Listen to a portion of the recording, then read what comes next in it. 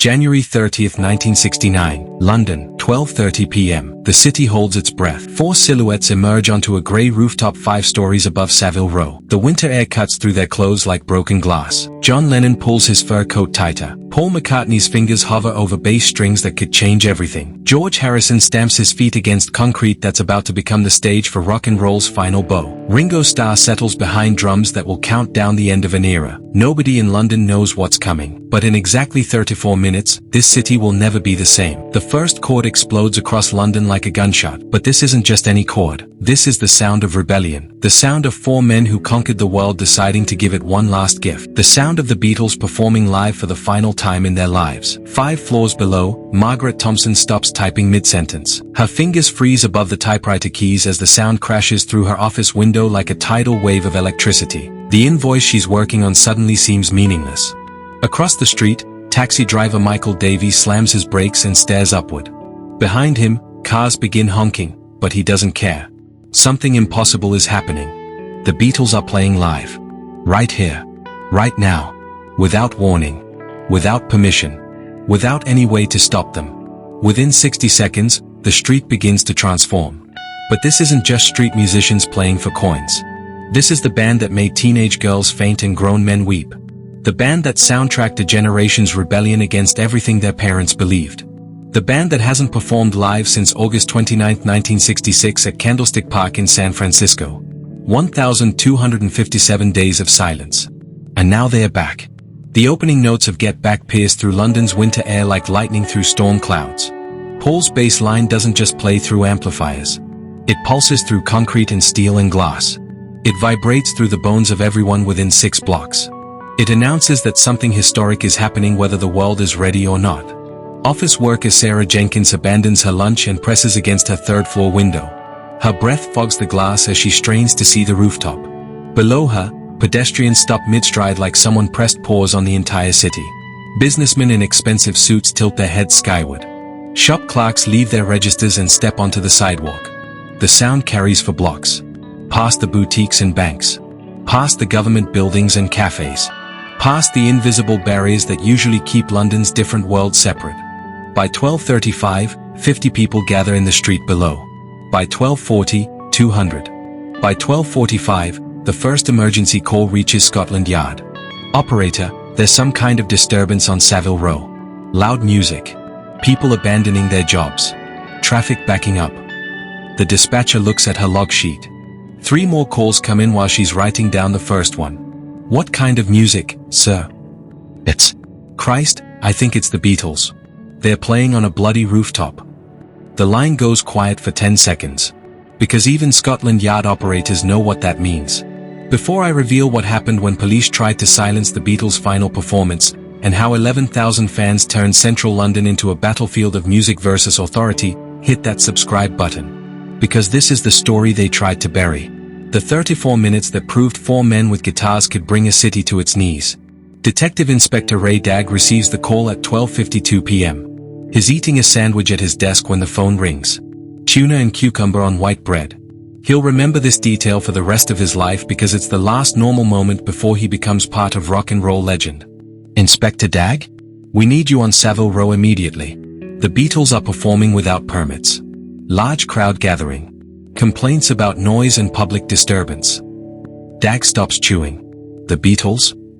Yes, sir. Live performance. Rooftop. Right now. Dagg looks at his half-eaten sandwich. He's been a police officer for 18 years. He's handled riots and robberies and everything London can throw at him. But nobody trained him for this. How do you arrest the Beatles? Meanwhile, 5 stories above the gathering chaos, John Lennon leans into his microphone with the intensity of a man who knows this is his last chance to say something that matters. His voice cuts through January's bitter air with lyrics that hit the street below like philosophy delivered through melody. Get back to where you once belonged. But where do the Beatles belong? On stages they abandoned 3 years ago? In recording studios where they've been hiding? Or here, on this rooftop, giving London a gift it never asked for but desperately needs? Paul McCartney's bass line becomes the heartbeat of central London. Every note pulses through the concrete beneath thousands of feet. Through the glass windows of office buildings where workers abandoned spreadsheets and contracts and everything that seemed important 5 minutes ago. In the street below, something unprecedented begins. Word spreads like wildfire through a city that runs on whispers and rumors. Not through radio broadcasts or television news. Through the ancient network of human connection that moves faster than any technology. The Beatles are playing live. Where? Savile Row. Apple Corps Building. Right bloody now. Secretary Janet Morrison hangs up her office phone and looks around the typing pool. 20 women at 20 desks, all staring at her with the same expression. The same impossible question in their eyes. Are you thinking what I'm thinking? She stands up, grabs her coat, walks toward the door. 19 other women follow her. By 1 p.m., 800 people fill Savile Row. By 1:05, 1,500. By 1:10, the crowd spills onto neighboring streets like water overflowing from a broken dam. These aren't teenagers cutting school or unemployed drifters with nothing better to do. These are London professionals. Business executives and shop clerks and secretaries and taxi drivers and construction workers and university students and housewives and pensioners. All abandoning their Thursday afternoon for the sound of 4 men playing music on a rooftop. Detective Inspector Dag arrives with 3 constables at 1:15 p.m. He steps out of the police car and stares at the crowd. 2,000 people. Maybe more. Bodies pressed together but nobody pushing. Everyone straining toward the same impossible sound floating down from 5 stories above. Constable Williams approaches him. How do we handle this, Inspector? Dag looks at the crowd. He looks at the building. He looks at his men. Carefully. Because this isn't a typical disturbance. There's no violence. No property damage. No angry chants or raised fists. Just 2,000 people listening to music with the devotion of pilgrims at a shrine. But the complaints keep coming. Business owners worried about lost productivity. Government officials concerned about precedent. What happens when 4 musicians can summon thousands of people to a London street without permits or planning or any way to control what comes next? On the rooftop, the Beatles play Don't Let Me Down. George Harrison's guitar weaves through Paul's bass like silver thread through black silk.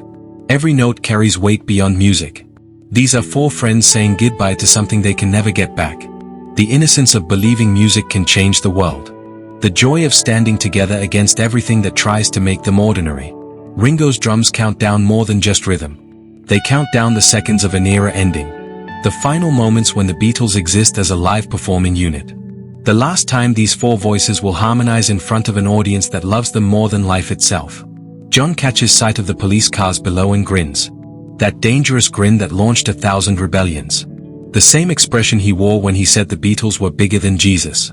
When he married Yoko against the world's wishes. When he decided that being John Lennon was more important than being safe. He leans toward Paul and says something that makes them both laugh. They play louder. The crowd below roars approval. They understand what's happening. Authority versus art. Order versus chaos. The establishment versus 4 men who proved that music matters more than rules. Would you have stayed at your desk that day? Or would you have risked everything to rush toward the sound of history happening in real time? Detective Inspector Dag pushes through the crowd toward the Apple Corps building. Every step reveals something new about this unprecedented gathering. A businessman in a £1,000 suit standing next to a teenager in patched jeans. A grandmother humming along to lyrics she learned from her grandchildren's records. A group of construction workers who abandoned their building site to witness something they'll tell their children about for decades. This isn't just a crowd. It's a cross-section of London united by sound. By the realization that the Beatles are giving them something they'll never experience again. The last live performance of the most important band in the history of popular music. Dag reaches the building entrance at 1:25 p.m. Inside, chaos reigns. The lobby overflows with people trying to get closer to the music. Employees and journalists and fans who talk their way past overwhelmed security guards. Every floor buzzes with activity as office workers abandon their duties to participate in something larger than themselves. The stairwells fill with bodies moving upward like pilgrims climbing a mountain. Everyone wants to get closer. To the rooftop. To the Beatles.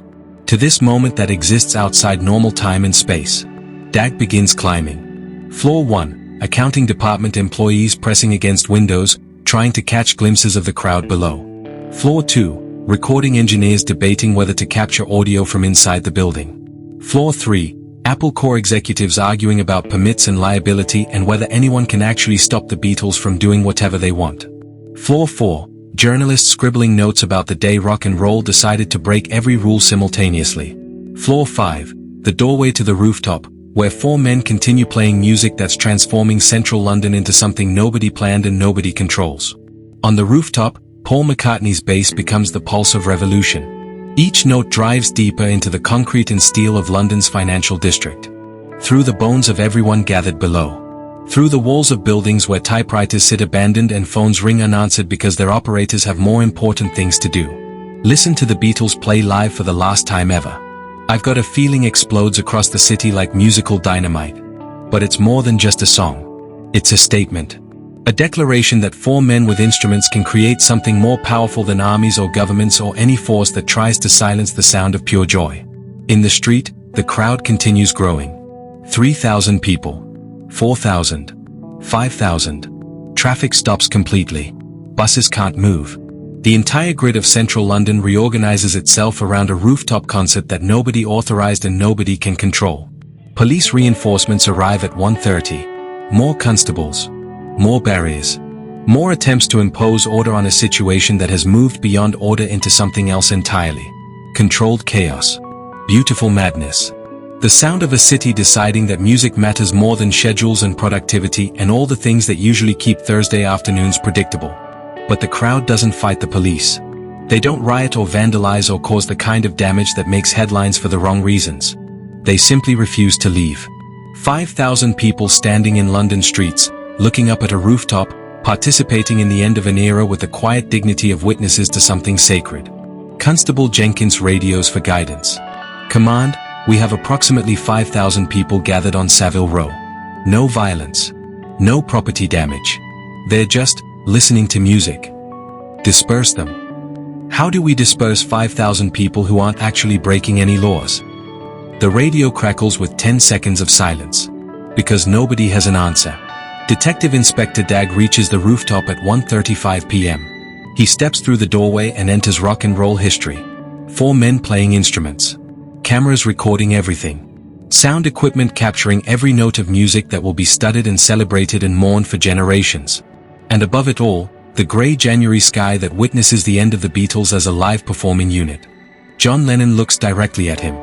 Those wire-rimmed glasses reflecting London's winter light. That stare that made governments nervous and teenagers brave. The expression of a man who knows he's changing the world one last time. Afternoon, officer. Enjoying the show? Dag approaches the sound engineer. You need to shut this down. The crowd is too large. It's becoming a public safety issue. The engineer cups his ear. Sorry, what? Can't hear you over the music. But they both know he heard perfectly. Because this is bigger than noise complaints and permit violations. This is the Beatles giving London a gift that can't be regulated or controlled or stopped by anyone who doesn't understand that music sometimes matters more than law.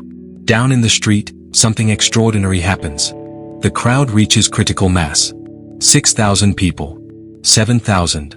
8,000. And then someone shouts, they're trying to stop them. The crowd sees the police cars. The uniforms. The barriers. They understand what's happening. This is the moment where authority tries to silence the Beatles. Where order attempts to defeat music. Where the world says no to joy. But 8,000 people say no back. They surge forward. Not violently. Not destructively. But with the unstoppable force of water finding its way to the sea. With the collective will of people who refuse to let bureaucracy end the most important concert in rock and roll history. 8,000 becomes 9,000. 9,000 becomes 10,000. 10,000 becomes 11,000 people moving toward the Apple Corps building with the gentle determination of pilgrims approaching a shrine. The police barriers buckle. Not from violence or aggression, but from the sheer weight of human bodies united by music. Constables find themselves surrounded by smiling faces and Beatles lyrics hummed under breath. There's no anger. No hatred. Just an overwhelming tide of people who've decided that this matters more than anything else happening in London today. Was this just a concert? Or was this a revolution disguised as entertainment? Inside the building, the stairwells fill beyond any fire code or safety regulation. Bodies pressed against bodies. Everyone climbing upward. Past the accounting department. Past the recording studios. Past the executive offices. Trying to get closer to the rooftop where 4 men are making music that will outlive everyone present. The building shakes. Not from violence or destruction, but from footsteps. From heartbeats. From 11,000 people breathing in rhythm with Get Back and Don't Let Me Down and the impossible sound of the Beatles performing live for the last time in their lives. Office worker David Thompson finds himself carried upward by the crowd. He didn't plan this. He was eating lunch at his desk when the music started. Now he's part of something larger than himself. Part of the day London decided that the Beatles mattered more than productivity reports and quarterly projections. The walls vibrate with bass frequencies that Paul McCartney pulls from strings stretched across wood and metal. Every note becomes part of the building's architecture. Part of London's permanent soundtrack. Part of history being written in real time by four men who understood that music is the most powerful force in human civilization. On the rooftop, John Lennon surveys the chaos below and grins wider. They're not just playing a concert anymore. They're conducting a symphony of controlled rebellion. A masterpiece of organized chaos that proves four men with guitars can bring an entire city to its knees without firing a shot or throwing a punch. George Harrison's guitar responds to every surge of crowd energy below. His notes climb and dive like conversations with 11,000 people he can't see but can definitely feel. The sound carries their collective heartbeat back up to the rooftop, creating a feedback loop between performer and audience that transcends the normal boundaries of live music. Ringo's drums become the metronome of revolution. Every beat counts down the seconds of something that can never be repeated. The last time the Beatles will share a stage. The last time these four voices will harmonize in front of people who love them. The last time music will feel this dangerous and necessary and alive. Detective Inspector Dag tries again to end the performance. Mr. Lennon, we really must wrap this up. The situation below is becoming unmanageable. John looks at him with those eyes that saw through every lie the world ever told. How dangerous is music, officer? The question hangs between them like smoke. Paul continues playing, his bass line driving through the rooftop like electricity through copper wire. I've got a feeling builds toward something that feels like climax and farewell and triumph all wrapped into 4 minutes of sound that will echo through history forever. George's guitar answers with notes that sound like four friends having a conversation they know will be their last. Like musicians who've spent 7 years changing the world together, acknowledging that all beautiful things must end. Ringo's drums count down not just the rhythm of the song, but the rhythm of an era that's about to become memory. Because everyone on that rooftop knows the truth that 11,000 people in the street below refuse to accept. This is goodbye. At 1:42 p.m., more senior police officials arrive. Orders from higher up the chain of command. From people who understand the political implications of 11,000 citizens abandoning their jobs to listen to unauthorized music.